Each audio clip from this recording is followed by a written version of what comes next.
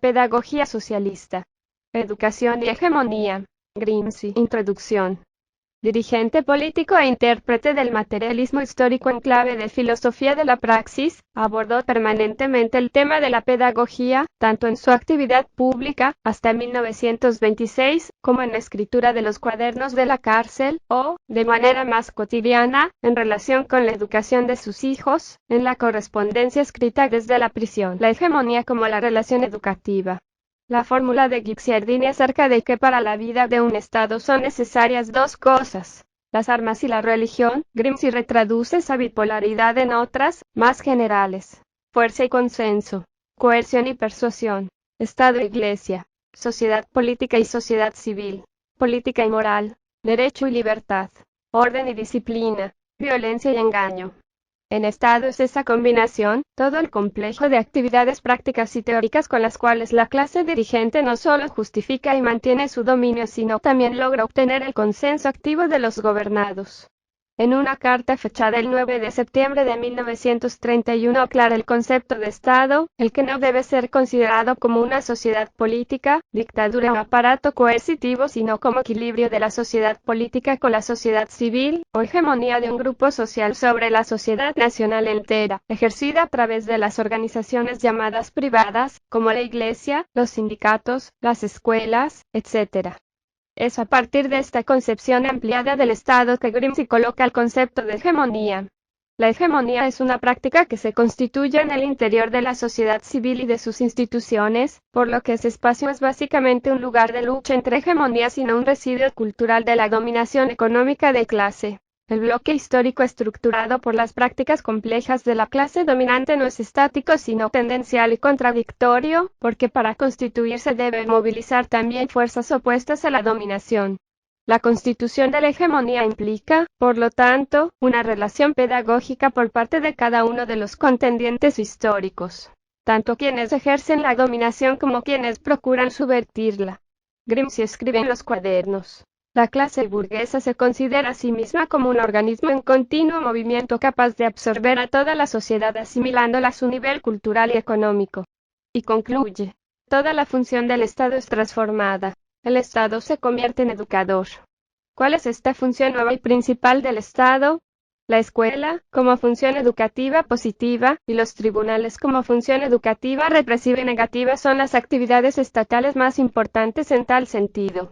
Ambas instituciones, con ser las fundamentales, pues se trata de las que mejor expresan a su interior la dialéctica entre coerción y consenso, no agotan la función educadora del Estado, entendido en sentido amplio y no como mero gobierno. La construcción de la hegemonía como una relación pedagógica.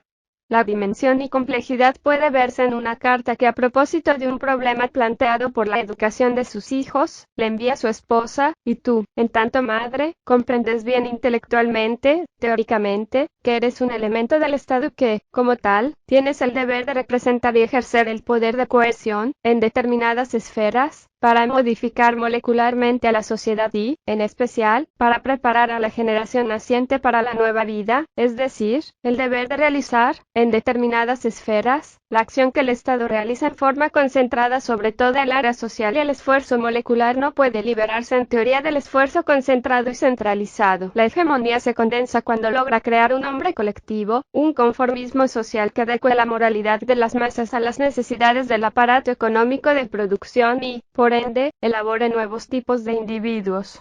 El objetivo, para cada sociedad, es lograr que el individuo se incorpore al modelo colectivo. Las crisis sociales profundas son aquellas en las que ese lazo orgánico se quiebra, cuando los aparatos hegemónicos se agrietan. Si la clase dominante escribe, ha perdido el consenso, entonces no es más dirigente sino únicamente dominante, detentadora de la pura fuerza coercitiva, lo que significa que las grandes masas se han separado de las ideologías tradicionales, no creen más en lo que creían antes. Se abren así las posibilidades para una confrontación entre dos conformismos, es decir, para una lucha de hegemonías. Este es el punto del discurso grimsiano en el cual el mismo proceso por el que es entendida la función educativa del Estado se aplica analíticamente a la problemática de la constitución política de las clases populares, entendida como la construcción, también cultural e institucional, de una voluntad colectiva nacional popular. En rigor, la discusión de ese proceso es el eje estratégico del discurso de Grimsci, como dirigente político revolucionario. El marco de referencia que está presente en Grimsci es la famosa tercera tesis de Marx sobre Feuerbach, la doctrina materialista de que los hombres son el producto del ambiente y que, por lo tanto, los cambios en los hombres son los resultados de otros cambios en el ambiente y que el educador debe ser, a su vez, educado. Para Grimsci, la espontaneidad pura no existe en la historia. Siempre hay una ordenación, que implica una adquisición histórica, y que se expresa en una concepción tradicional popular del mundo. Sintéticamente, la hegemonía para Grimsci, a diferencia de cómo planteaba el problema en marxismo, no es un proceso mecánico de alianzas entre clases ya constituidas, una de las cuales tendría el liderazgo de ese bloque, sino un proceso de constitución de lo popular nacional, a partir de una dirección ético-cultural de la capacidad para construir una voluntad colectiva que demuestre una clase fundamental. El proceso mismo de constitución implica una relación pedagógica capaz de integrar a los individuos en un nuevo conformismo, pero esa relación es dialéctica. En ella el educador debe ser educado. Los intelectuales como organizadores de la hegemonía. Si bien todos los hombres son intelectuales, no todos tienen en la sociedad la función de intelectuales. No se puede separar al Homo faber del Homo sapiens. No tiene sentido hablar de los no intelectuales, pero cuando se distingue entre estos y los intelectuales se hace referencia a una función social que estos cumplen como especialistas. Las características de esta función cambian con los tiempos. El tipo tradicional sería el literato, el filósofo, el artista. Pero el modo de ser del nuevo intelectual ya no puede consistir en la elocuencia, motor exterior de los afectos y las pasiones, sino que el intelectual aparece insertado activamente en la vida práctica como constructor, organizador permanentemente persuasivo, no como simple orador y sin embargo superior al espíritu matemático abstracto. A partir de la técnica trabajo llega la técnica ciencia y a la concepción humanista histórica sin la cual se es especialista y no se llega a ser dirigente, especialista más político. La educación como proceso formativo del conformismo social. La complejidad de las funciones intelectuales en los diversos estados se puede medir objetivamente por la cantidad de escuelas especializadas y por su jerarquización. Cuanto más extensa es el área escolar, y cuanto más numerosos son los grados verticales de la escuela, tanto más complejo es el mundo cultural, la civilización de un determinado estado.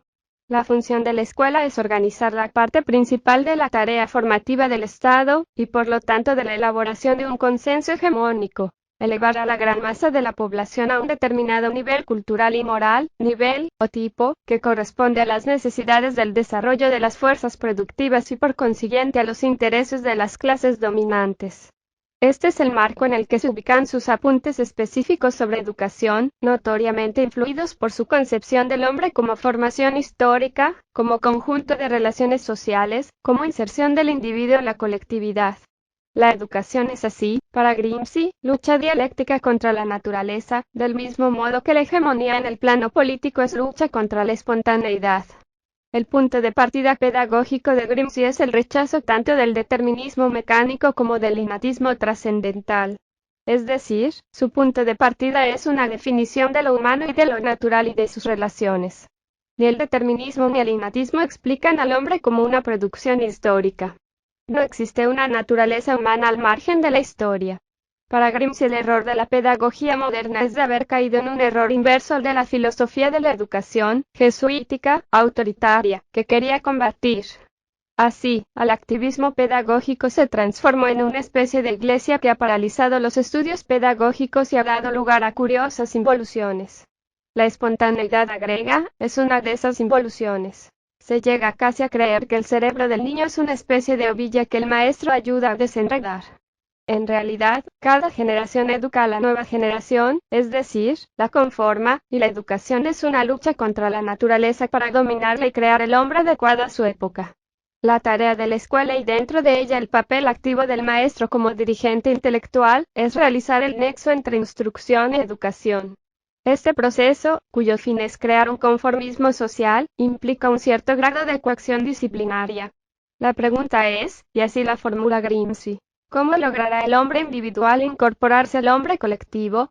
¿Cómo se debería ejercer la presión educativa sobre los individuos, obteniendo de ellos el consentimiento y la colaboración, convirtiendo así en libertad la necesidad y la coacción? La respuesta la da en otro texto ya citado y referido al plano más general de la política. La relación entre espontaneidad y dirección consciente no puede ser mecánica ni abstracta. Para ser validado, el conformismo debe ser dinámico. El americanismo como una nueva civilización. Enfrentándose tanto a la escuela humanística como a la escuela profesional, Grimsey apunta a su propio ideal de escuela. Propugna así un sistema escolar a partir de una escuela única inicial de cultura general, humanística, formativa, que conforma el desarrollo de la capacidad del trabajo, técnica o industrialmente, y el desarrollo de la capacidad del trabajo intelectual. De este tipo de escuela única, añade, a través de repetidas experiencias de orientación profesional se pasará a una escuela especializada al trabajo productivo. En ese esquema, lo formativo desinteresado de la escuela humanística y los especializados de la escuela profesional, que en el pasado marcaban la separación entre la educación para los ricos y la educación para los pobres, se articulan en una unidad que reconoce la necesidad de vínculos entre cultura y producción, superando la contradicción entre humanismo y técnica. El interés demostrado por Grimsey a partir de su teoría de la hegemonía, por explorar el mundo de la pedagogía y de la escuela como el elemento central para la constitución de los sujetos sociales, en el interior de un enfoque dialéctico que trata de superar los riesgos del determinismo mecánico y del innatismo.